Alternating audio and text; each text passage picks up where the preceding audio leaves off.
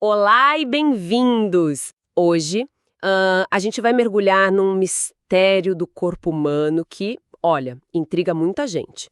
Uma dor no ombro. Uma dor bem específica, né? Muito específica. Não é qualquer dor. É aquela que aparece, tipo, do nada, quando a gente levanta o braço pro lado, fica super intensa ali no meio do caminho e, de repente, some.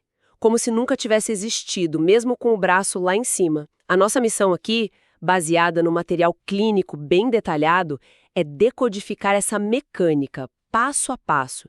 Entender por que um movimento tão simples pode ter esse comportamento tão peculiar. Ok, vamos analisar isso. É um tema excelente porque ele mostra a complexidade que existe em coisas que a gente considera banais. O ombro, ele é uma das articulações mais móveis do corpo. E por isso mesmo, uma das mais instáveis. A gente pensa em levantar o braço, sabe? Como se fosse uma coisa só. Mas o que acontece ali dentro é uma verdadeira orquestra sinfônica. Uma orquestra. Isso. Cada músculo é um instrumento e ele precisa entrar no tempo certo, com a intensidade certa. Esse movimento de abdução, que é o nome técnico para levantar o braço de lado, é uma coreografia biomecânica. E é justamente entendendo essa coreografia que a gente desvenda o segredo da chamada Síndrome do Arco Doloroso. Orquestra sinfônica, gostei da analogia. Então vamos lá, vamos assumir aqui o posto de maestros e reger essa peça movimento por movimento. Se é uma orquestra, tem o primeiro violino, né? Aquele que começa a melodia. Qual músculo dá o pontapé inicial? Quem é o responsável por tirar o braço da inércia e começar essa subida? O solista que inicia a peça é um músculo relativamente pequeno, mas olha, absolutamente crucial. É o supraespinhal. Supraespinhal. Exato. Ele fica ali na parte de cima do ombro, meio escondido sob outros músculos maiores. Ele faz parte do famoso manguito rotador. A grande função dele nesse ato é exatamente essa, ser o motor de arranque. Ele vence a gravidade, a inércia do braço e inicia a elevação nos primeiros 15 a 20 graus. É um trabalho de precisão, não de força bruta. Espera aí, só 15 graus? É um papel muito, muito específico? Isso me parece estranho, sabe? Como assim? A gente tem músculos enormes no ombro, tipo o deltoide, que é o que dá o formato arredondado. Por que o corpo usaria um músculo pequeno para uma tarefa tão importante em vez de usar o grandão desde o começo? Parece até ineficiente. Essa é uma pergunta excelente. E ela toca bem no centro da genialidade da engenharia do nosso corpo. A questão toda é o ângulo de tração. Nos primeiros graus do movimento, com o braço colado ao corpo, o deltoide está numa posição, digamos, mecanicamente desfavorável. Se ele contraísse com toda a força ali, a tendência maior seria puxar o osso do braço húmero para cima, em direção ao teto do ombro, e não para o lado. Entendi. Ia comprimir tudo desde o início. Exatamente, ia criar uma compressão enorme. O supraespinhal, pela localização dele, pelo ângulo das fibras, ele tem a alavanca perfeita para começar o movimento de forma limpa, puxando o braço para o lado e, ao mesmo tempo, estabilizando a cabeça do ombro para baixo. Ele abre o caminho para o deltoide entrar em ação. Então ele não é só o motor de arranque, ele é o organizador do movimento inicial. Ele prepara o palco para o ator principal. Agora faz todo sentido. E é aqui que fica realmente interessante. Então, depois desses 15, 20 graus, o supraespinhal passa o bastão. Exatamente. Passa o bastão, uma vez que o braço já se afastou um pouco do corpo, o deltoide atinge o ângulo ideal de trabalho dele. É nesse momento que ele assume o protagonismo com toda a sua potência. Ele é o responsável pela maior parte da elevação, levando o braço com força e controle até mais ou menos a altura do ombro, ali por volta dos 90 graus. Essa transição entre os dois é um exemplo belíssimo de cooperação muscular. Entendi a dinâmica. Supraespinhal inicia e prepara, deltoide eleva. Mas a gente levanta o braço muito além da linha do ombro, né? Até tocar a orelha, por exemplo. O que acontece depois dos 90 graus? A mecânica muda de novo, porque parece que o ombro já chegou no limite ali. Muda, e muda drasticamente. E esse é o grande segredo que muitas vezes é ignorado. Acima dos 90 graus, a continuação no movimento não é mais uma tarefa exclusiva da articulação do ombro. Não, não. Se dependesse só dela, o osso do braço bateria no teto ósseo do ombro, o acrômio, e o movimento ia travar. Para ir além, o corpo recruta um novo participante, a escápula. A escápula! O osso das costas, a omóplata, ela se mexe junto? Eu sempre imaginei que ela fosse mais ou menos fixa ali atrás. Ela é tudo menos fixa. É uma plataforma móvel. Para o braço completar a jornada dele para cima, a escápula precisa fazer um movimento de rotação para cima, deslizando sobre a caixa torácica. Nossa! Imagina que a base onde o braço se encaixa, na escápula, gira para cima e para fora. Esse movimento muda completamente a geometria do ombro. Ele reposiciona o ponto de articulação e permite que o braço suba livremente até o final. E quem comanda isso? Quem comanda essa rotação da escápula é principalmente o músculo trapézio, com a ajuda de outros músculos menores, como os romboides. É uma solução brilhante. Quando uma articulação chega no limite, o corpo move a base inteira para continuar o movimento. Isso é fascinante. É uma coreografia em 3 atos: supraespinhal, deltoide e, por fim, o trapézio girando a escápula. Uma cadeia de eventos perfeitamente sincronizada. Então, vamos ao ponto central. Se essa é a orquestra tocando a sinfonia perfeitamente, o que acontece quando um músico desafina?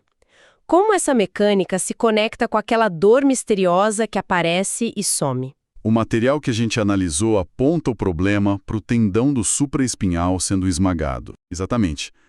A síndrome do arco doloroso é, na essência, um conflito de espaço. Pensa no acrômio como um teto, ósseo, rígido. Logo abaixo dele, passa o tendão do supraespinhal. No ombro saudável, existe uma folga, um espaço para esse tendão deslizar livremente. O problema começa quando esse tendão inflama, uma condição que a gente chama de tendinite. E por que ele inflama? É por um movimento errado, por fraqueza, azar? Geralmente é uma combinação de fatores. A causa mais comum é o uso excessivo, repetitivo, principalmente em atividades que exigem levantar o braço acima da cabeça. Pense em pintores, nadadores, atletas de arremesso. Entendi. Outro grande vilão é a má postura. Pessoas que passam o dia com os ombros caídos para frente acabam diminuindo cronicamente aquele espacinho sob o acrômio.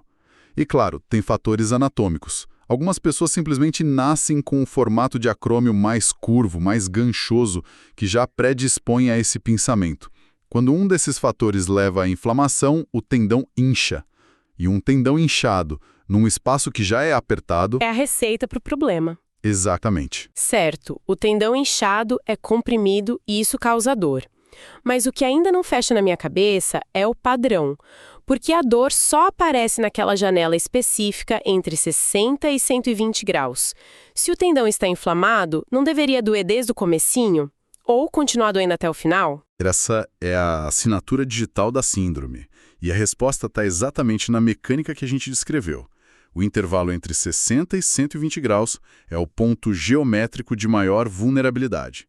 É o momento em que uma parte do osso do húmero, o tubérculo maior, passa diretamente sobre o acrômio. É o ponto de máxima aproximação, de maior aperto. Ah, então é um ponto físico mesmo. Físico e geométrico. Antes dos 60 graus, o tubérculo ainda não chegou nesse ponto crítico. A compressão não é significativa. Mas ao entrar nessa janela, o tendão inflamado é literalmente esmagado entre os 2 ossos a cada grau de elevação. E o alívio mágico depois dos 120 graus? O que acontece? É aí que entra o terceiro ato da nossa coreografia, a rotação da escápula. Claro. Quando o braço ultrapassa os 120 graus e o trapézio entra em cena com força, girando a escápula, acontece um pequeno milagre biomecânico. A rotação da escápula muda a posição relativa de tudo. Aquele tubérculo maior do húmero, que estava esmagando o tendão, é girado para fora do caminho. O tendão literalmente escapa da zona de compressão. A dor cessa abruptamente. Não porque a inflamação sumiu, mas porque o gatilho mecânico do pinçamento foi desativado. O paciente sente um alívio imediato, o que é muito, muito característico. Uau! Então a dor é um mapa. Um mapa preciso do que está acontecendo mecanicamente lá dentro. Não é só dor no ombro. É uma dor que começa a 60 graus por causa do pinçamento e alivia depois de 120 por causa da rotação da escápula. A precisão dessa informação é tudo. Um profissional de saúde que entende isso não está tratando um sintoma genérico, está decifrando um código. Exatamente. Essa capacidade de conectar um padrão de dor a uma falha mecânica específica é o que diferencia uma avaliação superficial de um diagnóstico funcional preciso. É a ciência básica, a anatomia, a biomecânica, sendo aplicada diretamente para resolver um problema clínico real. Essa conexão entre o detalhe anatômico e a aplicação prática é o que define um profissional bem preparado. E falando em preparação de alto nível, para quem é estudante e busca esse tipo de conhecimento aprofundado, que realmente faz a diferença na hora de entender esses mecanismos, a recomendação é certeira. Se você é estudante e quer se preparar de verdade, entra agora em medcolb.com.br, baixe o app e aproveita o maior banco de questões do Brasil com provas anteriores de todas as instituições, questões comentadas, resumos práticos, aulas completas e flashcards prontos para revisar onde quiser. Exatamente. E essa precisão, ela não para no diagnóstico, né? Ela informa diretamente o tratamento. É isso que eu ia perguntar. Saber que o problema é fundamentalmente mecânico muda a abordagem, certo? Não adianta só tomar um anti-inflamatório e esperar a dor passar. Se a mecânica defeituosa continua lá. Perfeito. O anti-inflamatório pode ajudar a aliviar a dor, reduzir o inchaço do tendão. Ele cria, digamos, uma janela de oportunidade. Mas a solução de longo prazo é consertar mecânica. O tratamento de escolha é fisioterapia focada em reeducar a orquestra. Isso envolve, por exemplo, fortalecer os músculos que estabilizam e giram a escápula, como o trapézio inferior e o serrátil anterior. Ao melhorar o controle da escápula, a gente garante que aquele terceiro ato da coreografia aconteça de forma mais eficiente, abrindo mais espaço para o tendão. Ou seja, você treina os outros músicos para ajudarem o músico que está com problemas. Exatamente. E também se trabalha o fortalecimento dos outros músculos do manguito rotador que ajudam a deprimir a cabeça do húmero, a puxá-la para baixo durante a elevação, contrariando a tendência do deltoide de puxá-la para cima. É sobre restaurar o equilíbrio e a sincronia. O objetivo é fazer com que o movimento volte a ser uma sinfonia harmoniosa, e não um conflito mecânico. Então, para amarrar tudo, a grande lição que a gente tira dessa análise é que a síndrome do arco doloroso não é uma dor aleatória. É um problema com uma assinatura clara e mecânica. A dor na janela de 60 a 120 graus. E essa assinatura não é um mistério. É a consequência direta da anatomia do ombro e daquela coreografia de 3 atos que, quando desafinada, leva ao pinçamento do tendão do supraespinhal. Exato. E para fechar, isso levanta uma questão importante para se refletir. Qual seria? A gente focou no ombro hoje, mas essa lógica se aplica ao corpo todo.